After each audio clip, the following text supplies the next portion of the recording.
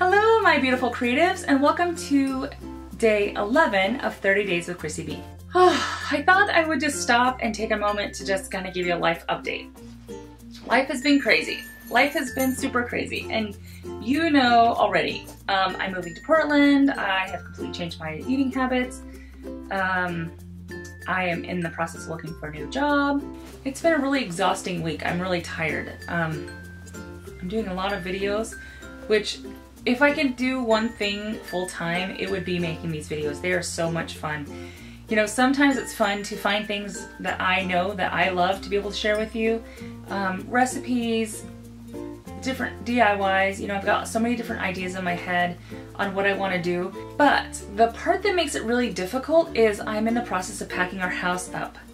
And my sister-in-law is going to be here in 7 days, and I want to take the entire time that she's here and play.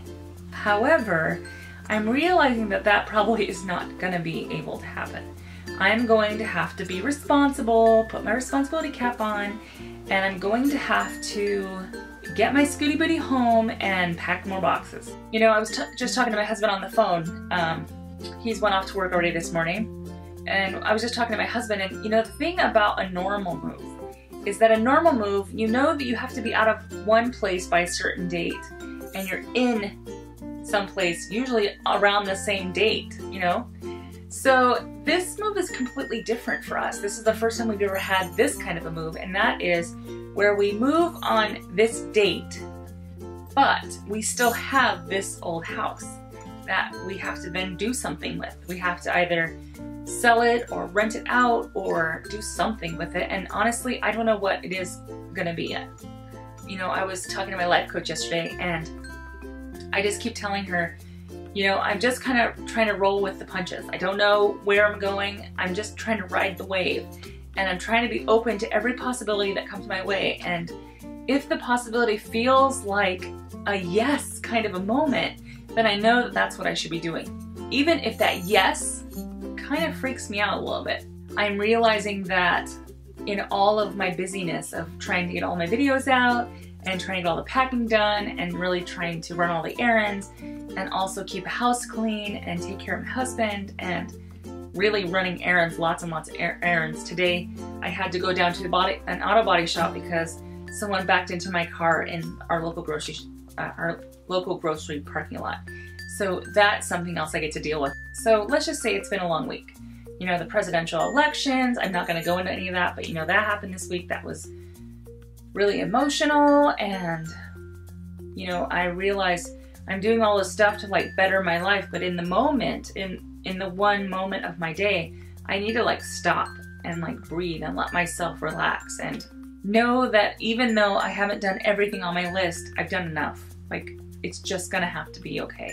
It's just gonna have to be enough. It is just gonna have to be okay. And that is really hard. That's really, really hard for someone like me who is always wanting to like excel and be at her absolute best and like always be on so that way she can just get it done and create the life that she wants.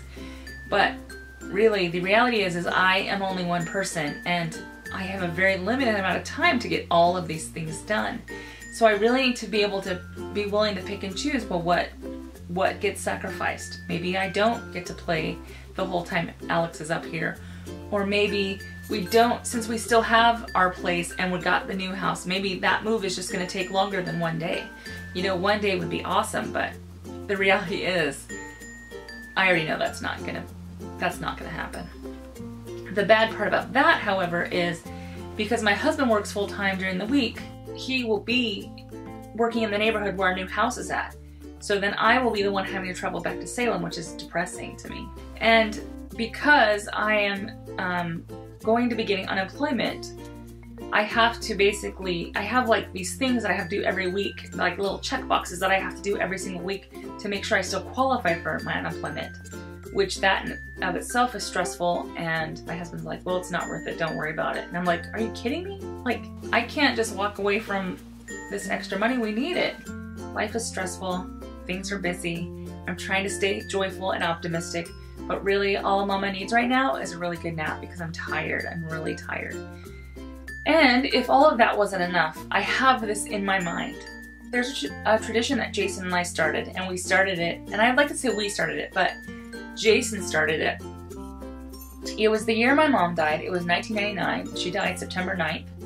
And Christmas is mine and hers and most of my family's absolute favorite time of the year. We love Christmas. We love the magic, love the music, love the scents, love the sights, love the twinkle lights, just everything.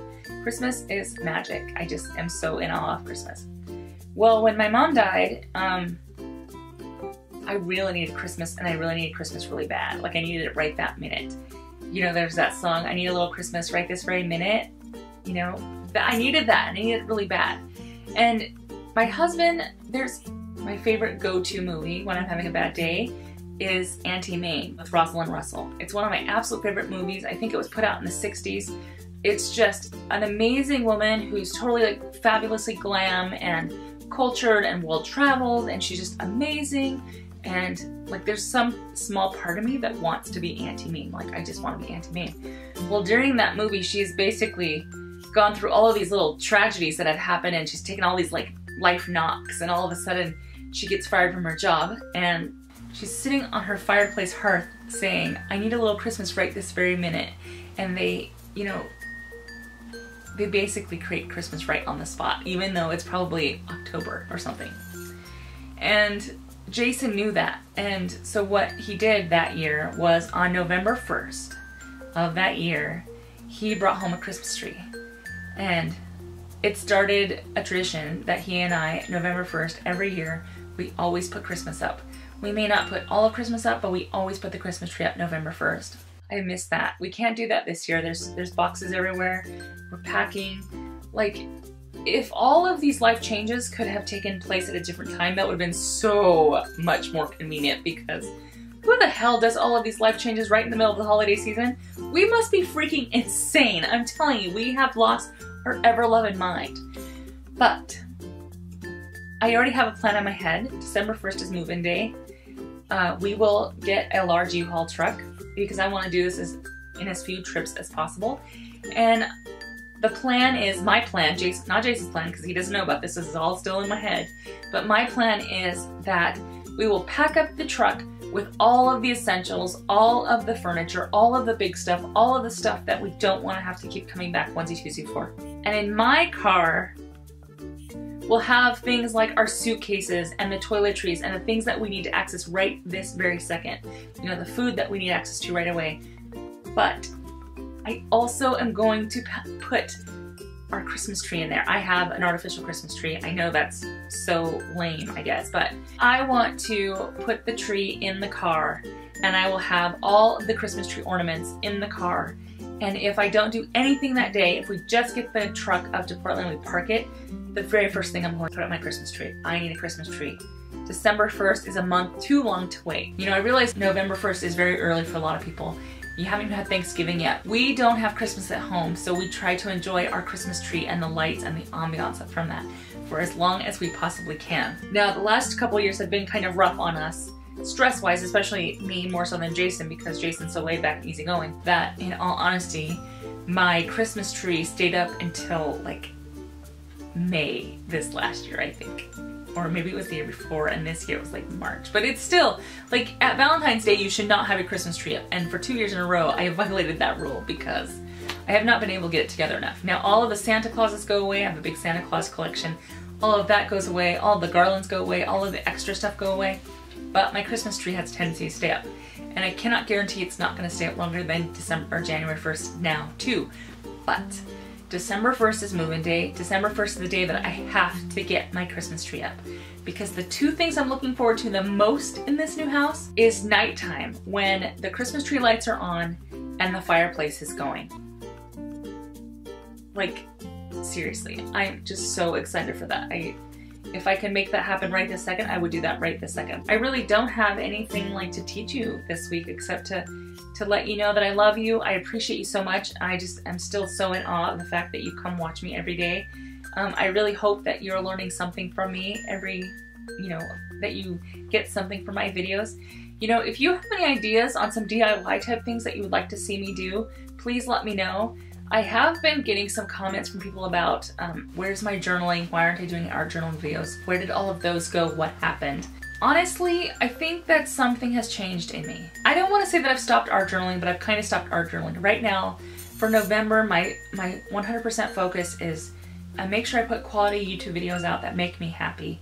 I get all the packing done, and I keep the house in somewhat semblance. I do all of the finances for the house. I do a lot of the shopping for the house, most of the cleaning for the house, most of the cooking for the house. Although a lot of that is by choice. Like my husband, tonight, I know I'm having a long day today, so my husband is going to bring home dinner tonight. So, I mean, it's not like I'm doing it all by myself. It's just that I needed to cut something. And right now, the art journaling is mine. It's very like precious to me, and I need to kind of pull back a little bit and get to the heart of why I do what I do as an art journaler. The whole prospect of moving to Portland and this new house has really just reawakened my first creative love, and that has always been interior design and DIY, and not just interior design, but figuring out how to make beautiful things for your environment on your own and inexpensively. And you know, there's something to be said about curtains that you've sewn yourself versus curtains you've bought at the store. You know, you might be able to get the supplies cheaper. Most times I can get the supplies cheaper, but it takes more time than just going and shopping for the curtains that you find. The difference though is that every time I look at these curtains and I love these curtains, I can have a sense of pride that I made them. So that's kind of what I'm doing, is basically I'm just looking around my world saying, what do I need to create? What do I need to build? The goal right now is just to be creative every day. It's not about being artistic necessarily, or you know, being a specific kind of creative. Some days it's gonna be cooking, some days it's gonna be decorating, some days it's going to be getting organized, some days it's gonna be art journaling, you know? So that's kind of where I'm going, and because I'm in this new Chrissie state 100% of the time, and I say new, she's not new to me, she's new to you, but she's not new to me. Because I'm allowing myself to be Chrissie 100% of the time, I'm allowing myself to do what feels right every day. So I know that a lot of people haven't really appreciated that, and I understand that, I get that, but know that my intentions are good. I really, really do love art journaling. I know that art journaling heals. I know that art journaling itself has healed me. I am going to start art journaling again in the new year, but I think I'm going to do it a little bit differently. There is a way that I art journal that is not art journaling, and I won't go into all the details now, but I really want to share that with you. I don't share that with a lot of people. I usually share that for my close intimates, but I really feel like there needs to be more people who have access to this kind of tool, because art journaling really does heal. It really does have the ability to get you in touch with who you are and what you want and what you desire and what's most important to you in this world. And sometimes when life gets really crazy busy, you need something to remind you who you are and what you want and what's the most important to you. And that, for me, is what this type of journaling does. And I will tell you more about that in January. In the meantime, bear with me as I go through this fluid process of trying to figure out who am I as a creative, because I am not one kind of woman and you are not one kind of woman.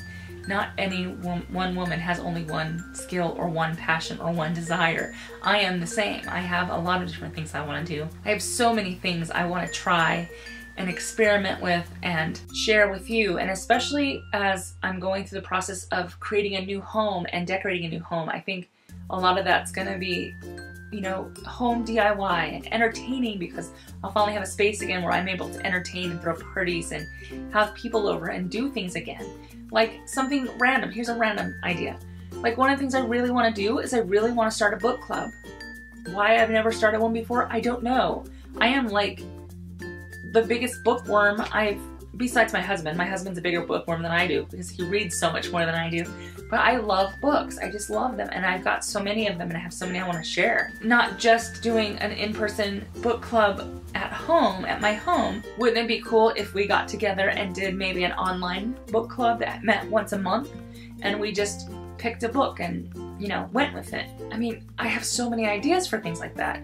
Home DIY, entertaining, parties. I love the idea of getting together with friends and family and having a good meal, and I love the idea of like baking fresh cookies and sharing them with your neighbors. And you know, when a couple days ago I had released a list of 101 things that you can do to show others love. When I put that list out, it kind of changed everything. Like, and I know that sounds like, yeah, right, Chrissy, that's nice, good for you. But what it did was it made me stop thinking about, what do I want? What do I want? What do I want? Me, I, me, I. What do I want? What do I want? It changed it from that to, how can I serve you? How can I give to you? How can I give of myself to you? How can I bring you joy? How can I bring you help? How can I bring you comfort? How can I bring you something? How can I make your life better? How can I enrich your life? How can I empower you? How can I make it so that me doing something that seems so simple, just sitting on my couch and talking to you, how can I make that be a gift to you and to the world? Like, I don't know. I honestly don't know. I do know that I'm going to keep being true to myself, and I'm going to keep doing what I feel like my gut is telling me I should be doing. And right now my gut is telling me, don't label yourself. Don't put yourself in a box. Just do what makes you happy. Do what, not just what makes you happy, but do what makes you so freakingly jazzed that you cannot wait to wake up in the morning to go do that. Because that is what we need to be doing. That is what we need. And yes, that sounds like it's, okay, that's great. That's all good and said and done, but that doesn't pay the bills, and that doesn't, you know, make all your troubles go away. And I am an optimist, but I'm not stupid. I'm not naive. I know that we're all going through troubles, and I know that there's a lot of shit going on, and I know that there's badness and hate and killing and so much darkness in the world, but that is why people need people like you and me, because we can then go out and show light. We can shine our little flashlights of hope into the little corners of darkness that are all around us. And I know that sounds very optimistic, and I can even hear myself saying like, oh yeah, nice, that's so nice for you. I'm so glad that you're in a situation that you can have that kind of life. Well, you know, things still happen. I still have to deal with the same kind of problems you do. I still have family issues or money issues, or like my car got backed into, or, you know, I lost my job, or, you know, I still have to deal with all those things just like everyone else does. The difference is that when you come against obstacles in life, you have the ability to decide how you're going to react to these obstacles. Now, there are times like this week. There was one day this week when I woke up one day to news that I did not want to hear, and it kind of devastated me. I didn't know what I was going to do with myself, and I didn't know how I was going to cope. And I kind of felt like, in my very melodramatic way, that my little world was crashing down around my ears. And in all honesty, I was kind of panicking. I didn't know what to do about it. And I just had to stop. I had to disconnect from social media. I had to disconnect from news. I had to just disconnect and find things that were beautiful. For me, that was perusing Pinterest or watching motivational and happy and beautiful YouTube channel videos. It's about hanging out with my sweet little Sophie girl, who for some reason is so extra especially snuggly this week, and really just loving that I can love on her without having to worry about her getting tired of me petting her. Or it has been me calling my husband saying, baby, I love you. I'm having a really hard day today. Can you just talk to me? Or calling up a friend saying, you know, I've missed you. Can we get together for lunch? Or can we do this? It's really about like taking care of yourself and calming, you know, slowing down and getting back to the root of what's important. And no matter what goes on in my external world, nobody can take away that one core piece of myself that I hold sacred. That is a place for only me and God to get together. That is the one place that no matter what goes on in my external world around me, even if the external world is right here, they can't have that. They can't touch that. That's mine. That's mine and God's alone. This video is so rambly and it's so long, and it doesn't really have any point. It doesn't have any purpose. You probably can tell I'm tired. I look tired. I'm sounding really tired. I'm starting to become really hoarse. I've done more talking on these YouTube videos than I have. Now, you have to know that for the most part of my life, as I sit in a cubicle in a corner all by myself in a dark hovel, and I don't have anyone talk to me, and I don't talk to anybody, like, ever. So every day I've been talking, and I'm finding that my throat is having some difficulty keeping up with this exertion. So I'm just treating it like a muscle and trying to just like exercise it. You know, give it rest, exercise, give it rest, but I'm tired. Today I'm tired. I might just need a nap. I need to go take my sassy pants off and get my sleepy jammies on and go take a nap and just, you know, take care of myself. I have no idea if I have a useful video here. I don't know if this worked or didn't work. I have no idea. I don't know, and I won't know until I go back and edit it, but I just want to let you know I love you guys so much. I will see you guys tomorrow. I don't know what tomorrow's gonna bring, but I know it's going to be good because we choose. So here is my best to you. I love you so much. Bye for now. Peppermint chocolate. Oh, do you guys like peppermint chocolate bark? I do. Maybe that's what I'm gonna call this. Peppermint bark body butter. Whew, so good.